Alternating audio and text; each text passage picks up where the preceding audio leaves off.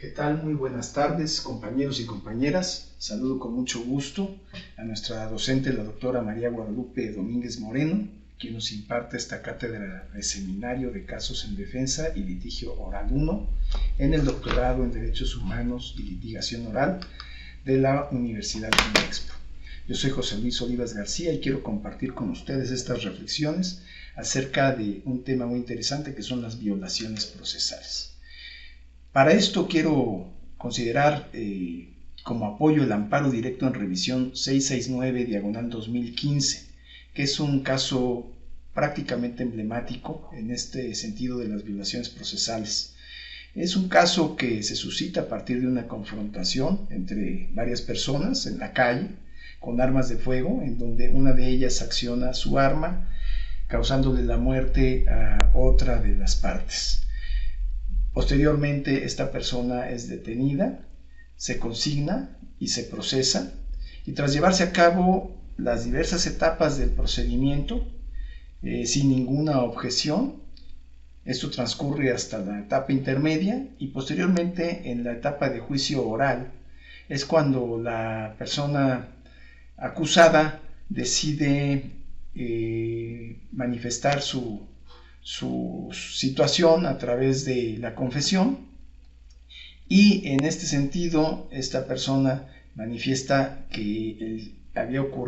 suceso había ocurrido en una riña y no de manera sorpresiva como lo había acusado el Ministerio Público.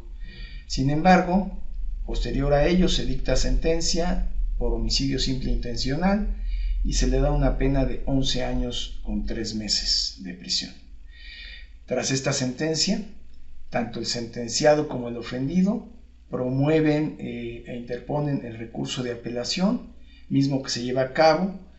y se obtiene una sentencia que se confirma sobre la anterior, y además se adiciona la suspensión de derechos civiles. Inconformes nuevamente las partes, se interpone demanda de amparo directo, tanto por parte del ofendido como por parte del sentenciado. El recurso que interpone el sentenciado es desechado, considerando que el que interpone el ofendido alcanza la protección de la justicia en el sentido de que deja insubsistente la sentencia dictada en el juicio de apelación y se dicta un nuevo fallo. Ese nuevo fallo en la sentencia de este nuevo juicio de apelación es exactamente igual que el anterior.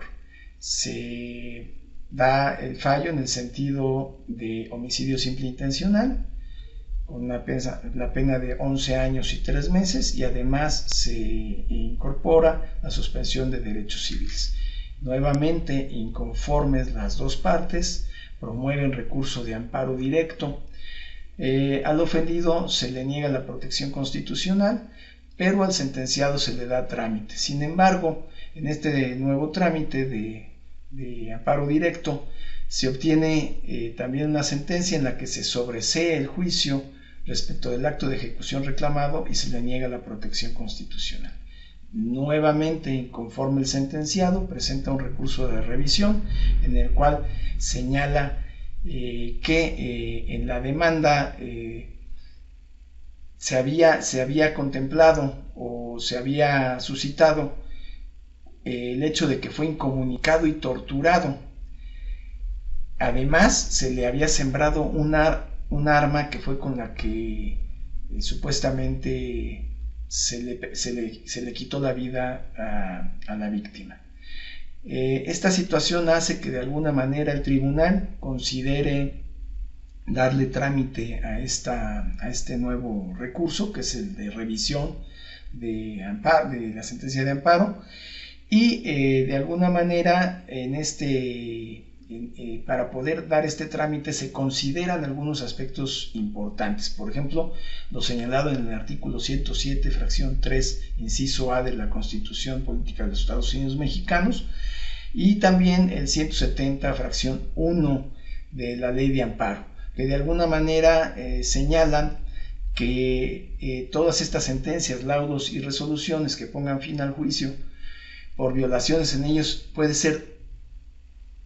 también durante el procedimiento que trascienden al fallo. Entonces, de alguna manera, da a entender estos dos artículos que la ley protege también cuando estas violaciones se cometen, no nada más en la última etapa, sino en cualquiera de las etapas. Sin embargo, tras el análisis se determinó que el procedimiento sí se llevó a cabo cumpliendo con todos los lineamientos señalados en la ley y que ahora el sentenciado pues no aplicó los recursos de los cuales pudo haber hecho uso durante el procedimiento, nunca manifestó ni se inconformó ni activó ningún procedimiento de notificación ni ningún otro de defensa ante las diversas situaciones que se presentaron en cada una de las etapas. Sin embargo, el tribunal pues decidió darle trámite, considerando también que este caso podía generar nuevas interpretaciones y con mayor claridad en el sentido de las violaciones procesales. Bueno, finalmente esta primera sala de la Suprema Corte de Justicia resuelve y sobresee el juicio de amparo respecto del acto de ejecución y no ampara ni protege al sentenciado. De aquí que cabe pues la posibilidad de entender cuándo es que aplican estas impugnaciones a violaciones procesales, en qué momento deben de ser. La primera sala de la Suprema Corte de Justicia, a partir de este caso emblemático, de este juicio de revisión en amparo directo, ha realizado diversas tesis y diversas jurisprudencias que permiten ver que esta impugnación de violaciones procesales debe considerarse siempre en la etapa en que se manifiestan, ya que en el nuevo sistema de justicia penal, cada una de estas etapas tiene bien definidas cuáles son esos actos que se incluyen en cada una de ellas y cuáles son esas herramientas que nos permiten de alguna manera defendernos ante las diversas violaciones dentro de esos momentos o dentro de esas etapas procedimentales. Así tenemos la etapa de investigación, la etapa intermedia y la etapa de juicio, mismas de las que se ocupa el artículo 211 o que señala el artículo 211 del Código Nacional de Procedimientos Penales. Finalmente, es importante entender que no es posible impugnar una violación que sucede en etapas anteriores, y esto es porque el nuevo sistema de justicia penal, en uno de sus principios, que es el de continuidad, señalado en el artículo 20 de la Constitución Política de los Estados Unidos Mexicanos, establece que una vez cerradas las etapas previas al juicio oral, no es posible retomar el debate, ni siquiera la exclusión probatoria, porque de alguna manera esas violaciones a derechos fundamentales ocurren precisamente en etapas anteriores, y es cuando debieron haberse interpuesto los diferentes recursos que pudieron haberse accionado. Ahora bien, ¿qué pasa cuando en la etapa intermedia el juez acepta o considera una serie de pruebas o una de ellas y la deja incorporada en la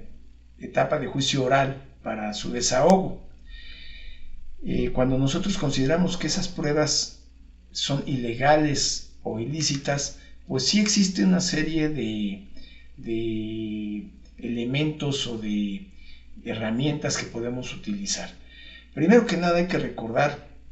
que el Código Nacional prevé mecanismos de defensa muy puntuales, como es el señalado en el artículo 97, en el que se contempla la nulidad de actos procedimentales. También tenemos el artículo 264, que expone la nulidad de la prueba, y el artículo 346, que señala el procedimiento a la exclusión de medios de prueba. Entonces, estos medios o estos mecanismos los podemos utilizar dentro de la etapa intermedia, y siempre que estemos inconformes o tengamos que manifestar esa inconformidad dentro de esta etapa, tenemos que hacerlo, incluso por el simple hecho de dejar un precedente de que no estamos conformes con esa situación. Posteriormente tenemos también la oportunidad en la etapa de juicio oral de inconformarnos y hacerlo ver a través de las diferentes herramientas con las que contamos, como es el contrainterrogatorio, por ejemplo. En el contrainterrogatorio nosotros podemos señalar a través de preguntas o hacer evidente a través de esos cuestionamientos que hay ilegalidad en la prueba, que hay ilicitud en la prueba. Y también podemos utilizar la parte de los alegatos de cierre, donde podemos manifestar que la contraparte ha obtenido pruebas de manera ilegal, de manera ilícita, y que se han incorporado de manera que se contrapone o que viola derechos sustantivos. Finalmente, también tenemos otras oportunidades, por ejemplo, el amparo indirecto, que a pesar de que en lo general es improcedente para hacer este tipo de reclamaciones, y lo es porque de alguna manera cuando nosotros estamos en la etapa intermedia y el juez puede aceptar una de las pruebas que nosotros consideramos ilícitas o ilegales, aún habiendo nosotros manifestado nuestra inconformidad a través de la solicitud de nulidad o incluso de la exclusión de la solicitud de exclusión de la prueba, tenemos la oportunidad de que si en alguna forma nosotros podemos comprobar que este acto tiene una violación que se manifieste de manera irreparable, nosotros podemos activar el juicio de amparo indirecto contra el acto de apertura a juicio, o el auto de apertura a juicio. Nosotros podemos activarlo a partir de eso. La Suprema Corte de Justicia, considerando el artículo 107 y el 189 que privilegian el examen de los aspectos de fondo por encima de los cuestionamientos del procedimiento y forma, pues le debe dar trámite a este recurso para poder señalar precisamente si existe o no esa violación a los derechos fundamentales y que de alguna manera pueda ser irreparables, ¿no? Que no puedan ser en la siguiente etapa no se puedan subsanar. En ese sentido podemos utilizar el amparo indirecto, y también podríamos utilizar el amparo directo siempre y cuando nosotros podamos manifestar que estas violaciones han trascendido a la resolución, esto considerando lo que señala el artículo 170 fracción 1, y que de alguna manera en correlación con el 171, estas violaciones que se presentan en el resultado de la sentencia y que ponen fin al procedimiento, también considerando el artículo 171, cuando nosotros las reclamemos deben hacerse valer todas las violaciones a las leyes del procedimiento, siempre y cuando se hayan impugnado en el momento oportuno. Entonces, por eso es importante que utilicemos las herramientas, los mecanismos de defensa en el momento oportuno y no dejarlos pasar. Finalmente, podemos ver que existen diversos mecanismos de defensa en los cuerpos regulatorios de nuestro país, ya sea en el Código Nacional de Procedimientos Penales, en la Ley de Amparo, ¿sí?, o en la Constitución. Finalmente, tenemos que utilizarlos cuando es debido, no dejarlos para el final, y siempre tener una estrategia para su aplicación, para que podamos convencer a los juzgadores de lo que nosotros estamos considerando ilícito o ilegal al momento de que esas violaciones procesales pudiesen ir transitando por los diferentes momentos o etapas del procedimiento penal. Pues muchas gracias, compañeros, eso sería todo. Les agradezco su atención, espero podamos seguir aprendiendo de estos casos tan interesantes y reforzando nuestras herramientas, reforzando nuestros conocimientos y poniéndolos sobre todo en práctica. Muchísimas gracias y pues que sea de provecho para todos.